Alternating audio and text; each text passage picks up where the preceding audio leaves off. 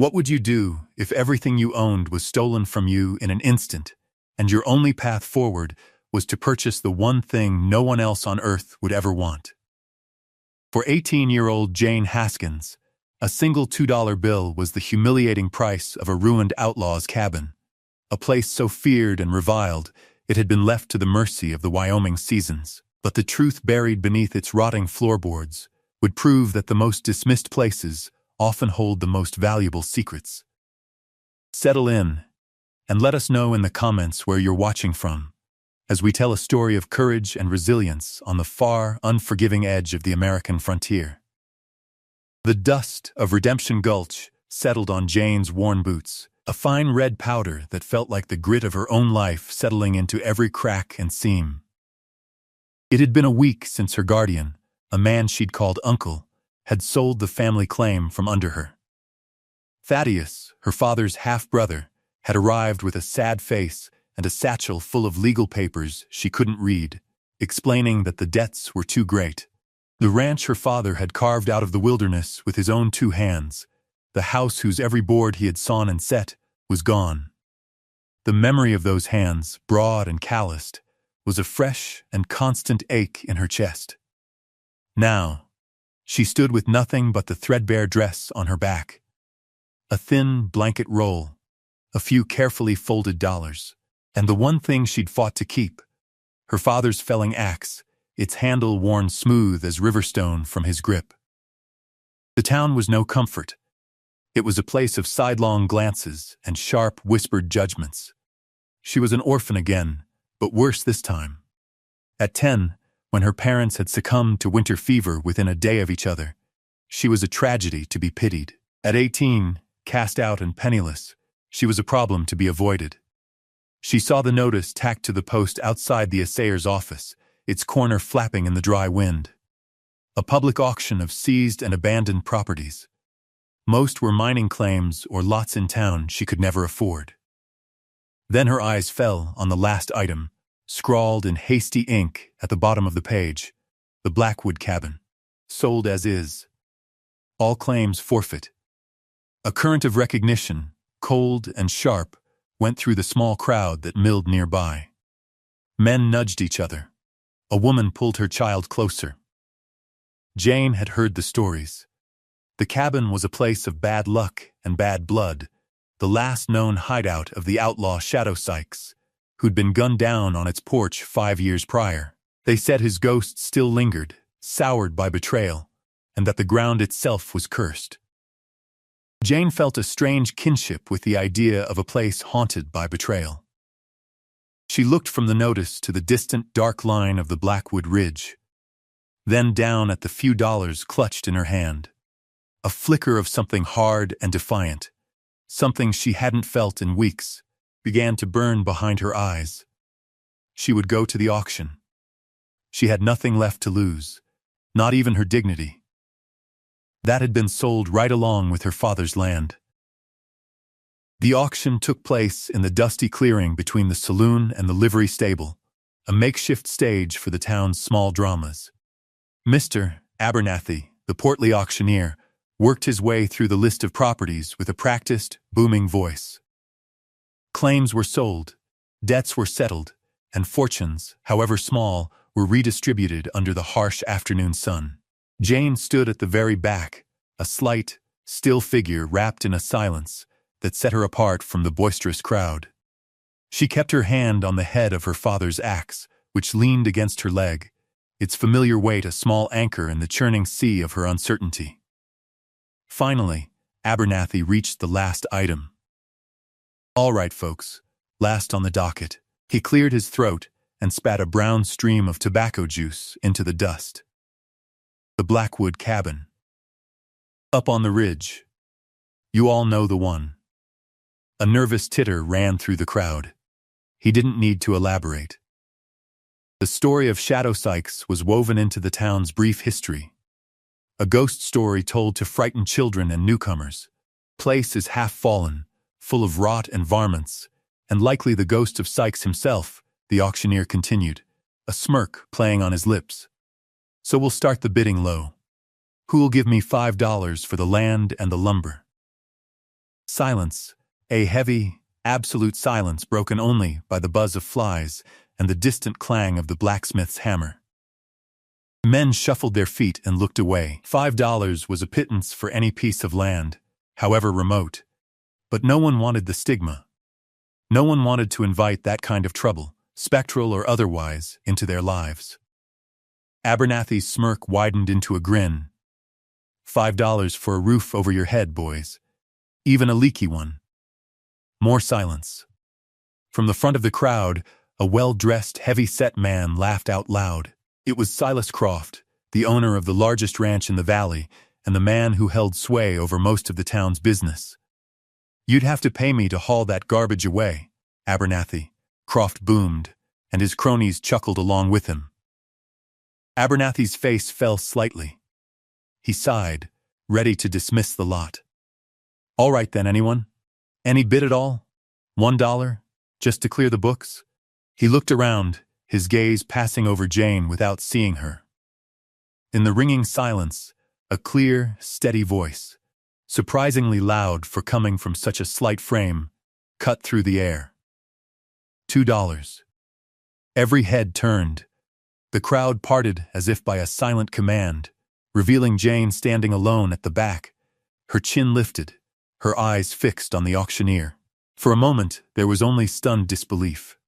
Then, a low wave of laughter started, beginning with Croft and spreading through the rest. It wasn't friendly laughter. It was sharp and cruel.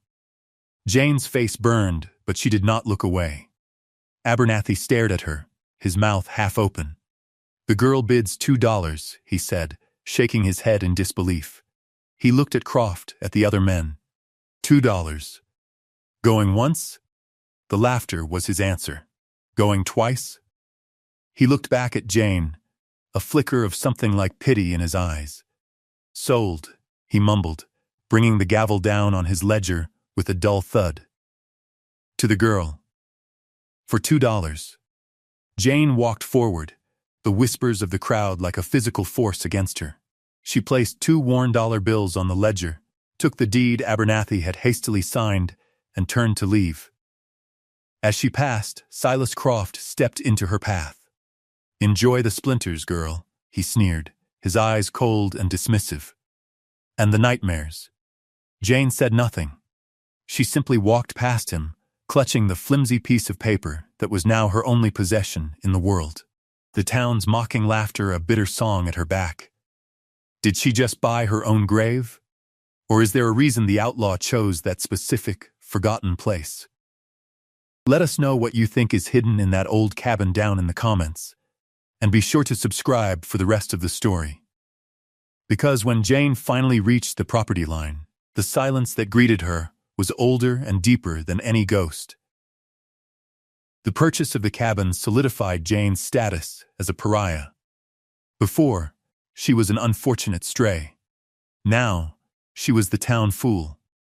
The whispers that had followed her turned into open stares and poorly concealed smirks. When she walked into the Redemption Gulch General Store to spend the last of her money, the small group of men loafing by the stove fell silent, watching her as if she were a peculiar and slightly dangerous animal. The storekeeper, a man who had known her father, suddenly found it hard to meet her eyes. He weighed her flour and salt with a heavy hand, his thumb seeming to press on the scale. The prices he quoted were higher than they had been a week ago, a silent tax on her foolishness. Jane paid without complaint, her face a mask of calm she did not feel.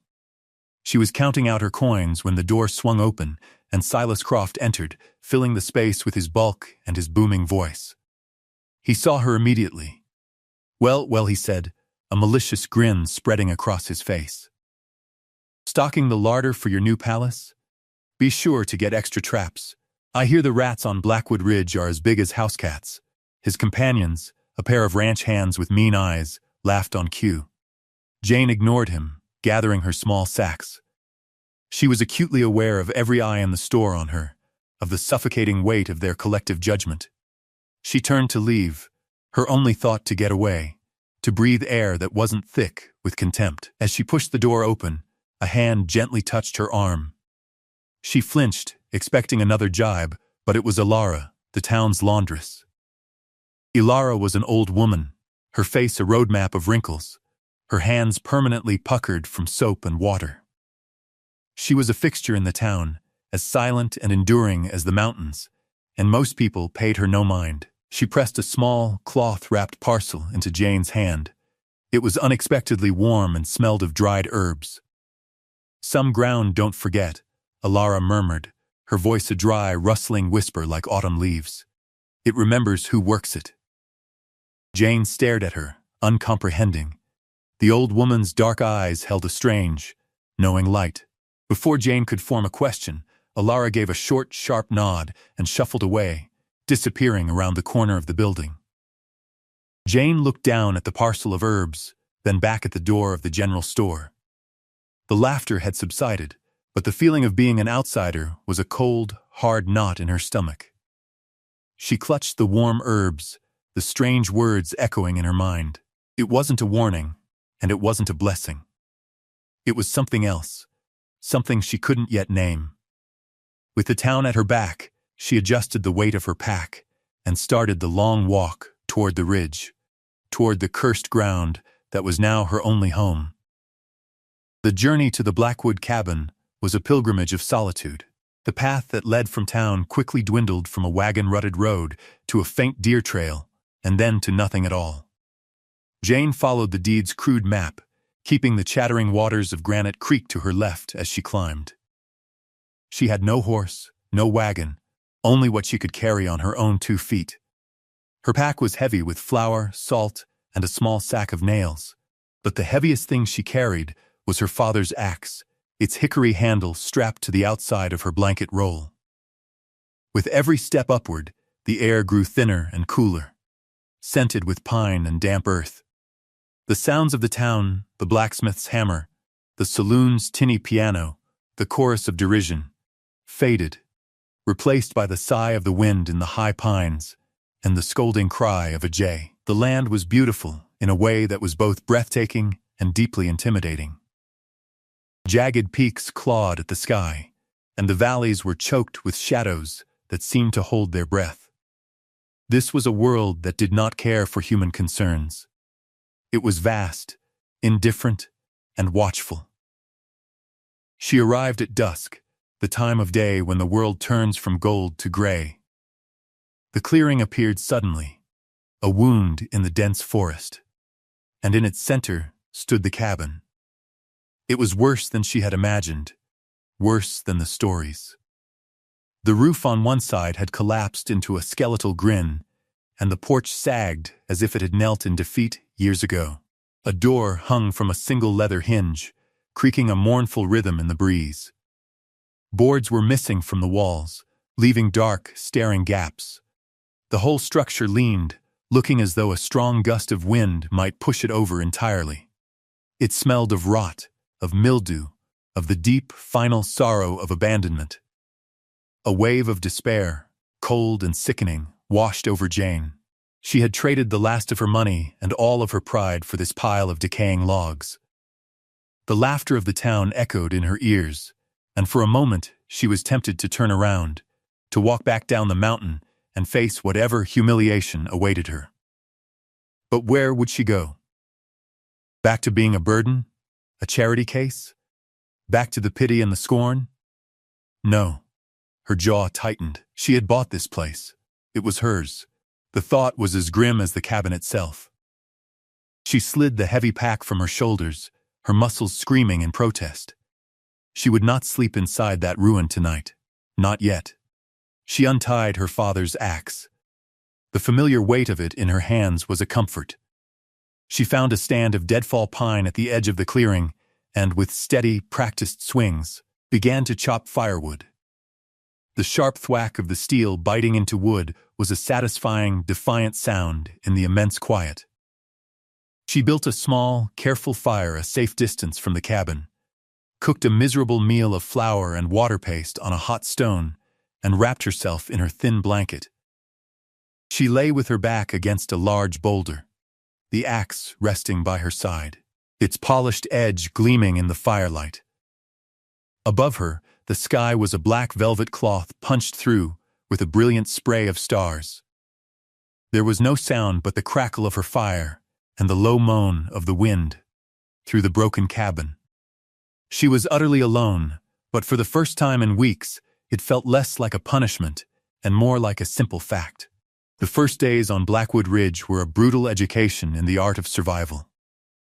Jane woke each morning to the bone-deep chill of the high country, her first task to coax the embers of her fire back to life. She worked from dawn until dusk, driven by a desperate, silent urgency. The cabin was not a home. It was a hostile entity, a collection of problems to be solved. She used the axe to fell a young pine, and with painstaking effort, stripped its branches and cut crude planks to patch the gaping holes in the walls.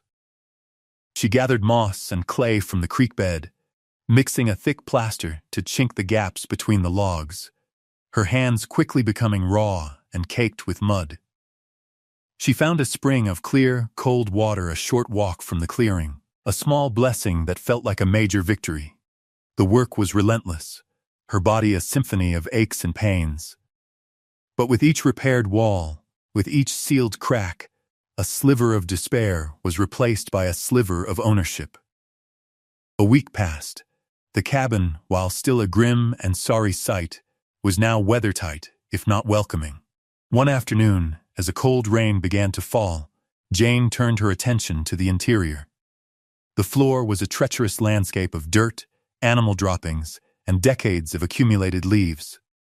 As she swept the debris towards the broken hearth, her makeshift broom of pine boughs snagged on a floorboard. It was loose, like many of the others, but this one felt different. It shifted under her weight with a distinct seesaw motion, not the spongy give of rot. She knelt, pushing aside the grime. The board was oak, unlike the pine of the surrounding floor, and it seemed to sit slightly higher. She made a mental note of it, too tired and overwhelmed to investigate further. Her focus was on the immediate, a dry place to sleep. As she spent more time in the clearing, she began to notice the quiet rhythms of the place. The animals were strangely unafraid. A doe and her fawn would often graze at the edge of the woods, watching her with dark, curious eyes. A large hawk circled high above the clearing every afternoon, its sharp cries the only punctuation in the long, silent hours. It never seemed to hunt in the valley, only to watch. It was a strange, persistent vigilance. She felt less like an intruder and more like an object of quiet observation. One evening, exhausted, she sat on the porch step, which she had shored up with a few sturdy rocks. Her eyes fell on the threshold stone, the large, flat rock that formed the entrance. She had crossed it 100 times without a thought. But now, in the low, slanted light of dusk, she saw it clearly. It was not the rough, gray granite of the surrounding mountainside. It was a slab of dark green river slate, worn smooth by water and time, and on its edge, almost hidden by shadow, was a small, deliberately carved symbol, a simple spiral. It was out of place, just like the oak floorboard. The cabin was still a wreck, but it was beginning to feel less like a place of simple decay and more like a place of secrets. Jane ran her fingers over the cool, smooth spiral, a question forming in her mind for the first time. Why? The sight of a man on horseback at the edge of her clearing sent a jolt of alarm through Jane. She instinctively reached for her axe, her heart pounding a frantic rhythm against her ribs. The rider wasn't from the town's usual crowd of loafers. He sat tall in the saddle, his posture easy and competent, on a fine-boned bay that watched her with intelligent eyes. He wore a dusty hat and a practical canvas coat, and his face, weathered by sun and wind, held a look of quiet curiosity rather than malice. He stopped his horse a respectful distance away and tipped his hat. "Ma'am," he said, his voice a low, calm baritone. "Saw your smoke from my ridge. Figured I'd see who was brave enough to take on the old Sykes place." He dismounted, his movements unhurried, and looped the reins around a low-hanging branch. "Name's Will Kincaid. My ranch borders this land to the west." Jane remained silent, wary. She knew the Kincaid name. His ranch was a smaller operation than Croft's, but well regarded. "Jane Haskins," she finally said, her voice tight. Will nodded, his eyes taking in the patched walls, the newly cleared yard, the stack of firewood. He didn't mock, he didn't pity, he simply assessed. "You've been busy," he remarked. This place was ready to fall to its knees. He walked over to the main wall and pressed a hand against the logs. "Still is," he added, more to himself than to her. "That main beam is giving way. A good snow and the whole thing will come down on top of you." He looked at her, his gaze direct and serious. "I'm not here to trouble you, Miss Haskins, but I can't in good conscience leave you to face a Wyoming winter in this state. I've got some tools and some experience. I'd be obliged if you'd let me help you shore up these walls." Jane was taken aback. It was the first offer of genuine help she'd received since losing her home. She looked from his steady, honest face to the leaning cabin. She knew he was right. She could patch holes, but she couldn't raise a sagging roofline on her own. "I can't pay you," she said, the words tasting like ash. Will Kincaid shook his head. "Wouldn't take it if you could. Let's just call it a neighborly investment in not having to pull you out of the wreckage come January." For the next 3 days, they worked side by side. Will was a quiet and patient teacher, showing her how to use a lever and fulcrum to lift the sagging beam, how to notch a new support post, how to secure it without compromising the old structure. His presence was a quiet, steadying force. They spoke little, the work itself a form of conversation. To properly brace the new posts, they had to clear the entire cabin floor. It was during this process that Jane pointed to the odd oak plank. "This one's different," she said. "It's not rotten." Will knelt beside her, running a calloused hand over the wood. He examined the edges closely. "No nail holes," he murmured, his brow furrowed. "And look here." He pointed to a small, almost invisible notch carved into the side, perfectly sized for a prying tool. A shared look of curiosity passed between them. This wasn't a repair, it was a feature. "Let's get this beam set," Will said, his voice even. "Then we'll see what this is all about." The labor, the shared purpose, was mending something in Jane that had felt irrevocably broken. As they worked, her father's axe leaned against the wall, a silent companion. The section ended with Will fitting the tip of his pry bar into the small notch. With a grunt of effort, he put his weight into it, and the board groaned, lifting slowly from its long hidden resting place. The air in the cabin grew thick with anticipation. The oak plank came away with a final, splintering sigh, revealing not the dark earth beneath, but a rectangular hollow neatly lined with oilcloth to keep out the damp. It was a secret space, deliberately made and carefully hidden. Will held the lantern high, its yellow light pushing back the shadows and illuminating the small cache.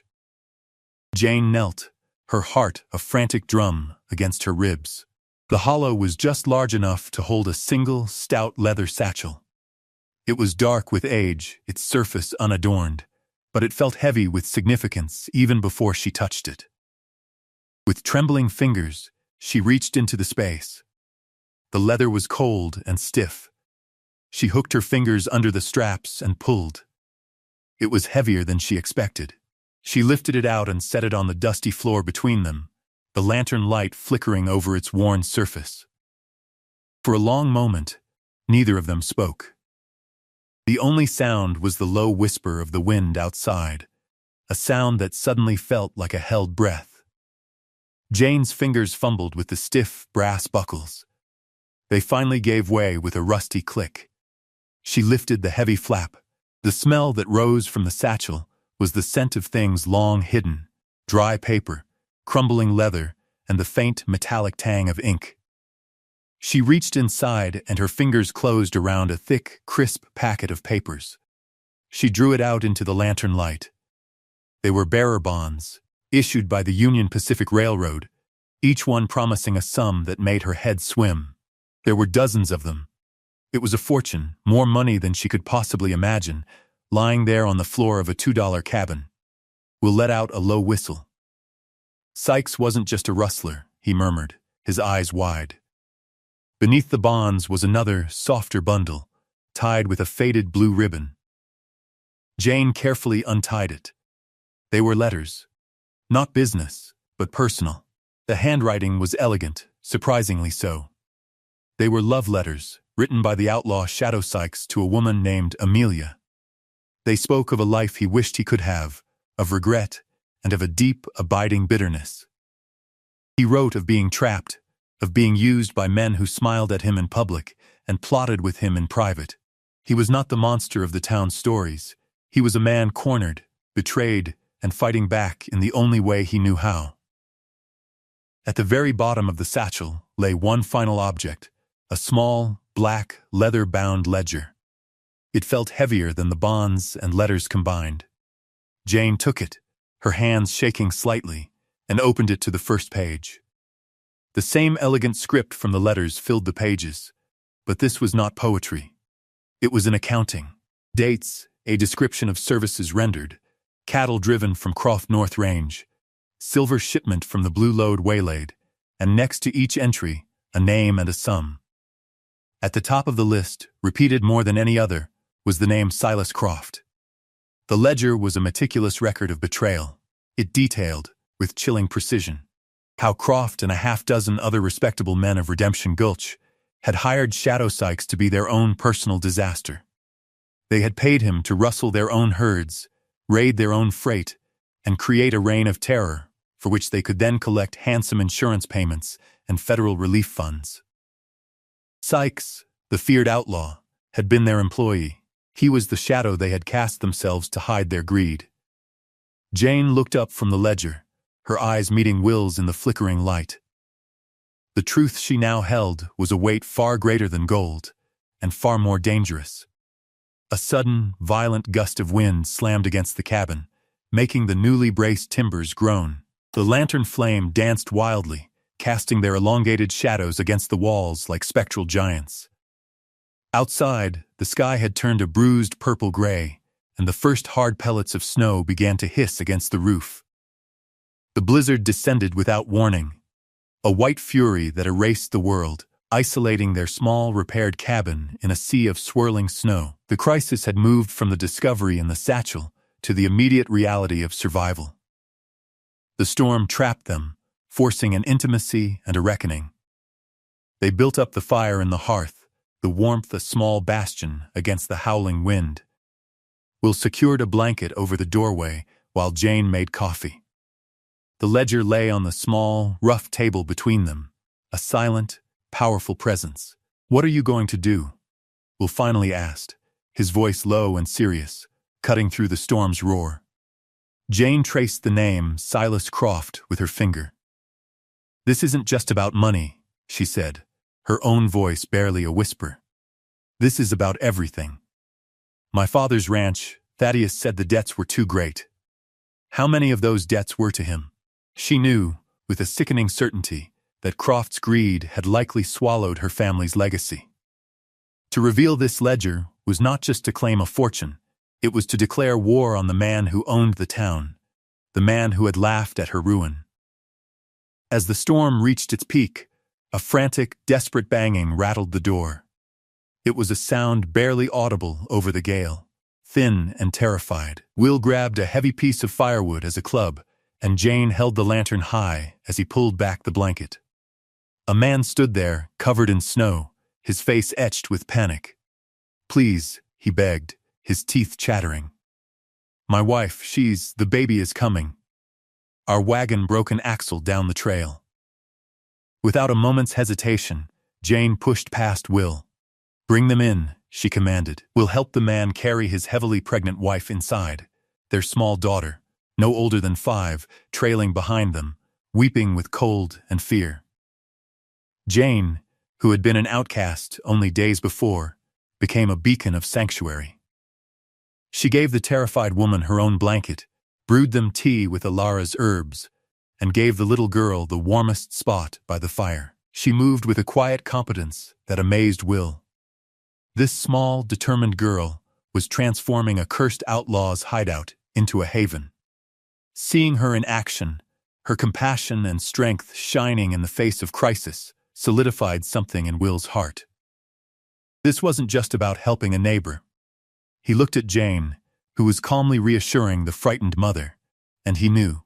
"This is your land now, Jane," he said softly, so only she could hear. "Your truth. I'll stand with you." When the storm finally broke 2 days later, the grateful family departed, promising to tell everyone in Redemption Gulch of the angel on Blackwood Ridge who had saved them. The crisis had passed, and Jane's choice was made. She would not hide. She would carry the truth down the mountain. The return to Redemption Gulch was a different kind of journey. Jane and Will rode down the mountain together, Will's steady bay beside a gentle mare he had brought for her from his own remuda. The world was scrubbed clean and silent, draped in a thick blanket of new snow. By the time they reached the town, word had already preceded them. The family Jane had sheltered, the Millers, had kept their promise. The story of the girl in the haunted cabin who had saved a mother and newborn child during the blizzard had spread like wildfire, transforming Jane from the town fool into a local heroine. The stares that followed her now were not of scorn, but of awe and curiosity. People emerged from the storefronts and houses to watch them pass. Their whispers changed in tone. Silas Croft's narrative had been broken, replaced by a new, more compelling one. Jane knew the town's loyalty was a fickle thing, but it was a start. She did not go to the town sheriff. The ledger implicated too many people for her to trust local law. Instead, she and Will went to the hotel and waited. The circuit judge, a man named Elias Miller, was due to arrive that day. Judge Miller was a stern, uncompromising man with a reputation for ironclad fairness. When he arrived, Jane, with Will at her side, approached him in the hotel's dining room. In a clear, steady voice, she requested a public hearing. Intrigued by the strange request from the now famous girl from Blackwood Ridge, he agreed. The only space large enough to hold the gathered crowd was the saloon. That afternoon, the entire town crammed inside, the air thick with anticipation. Jane and Will stood before a large table at the front.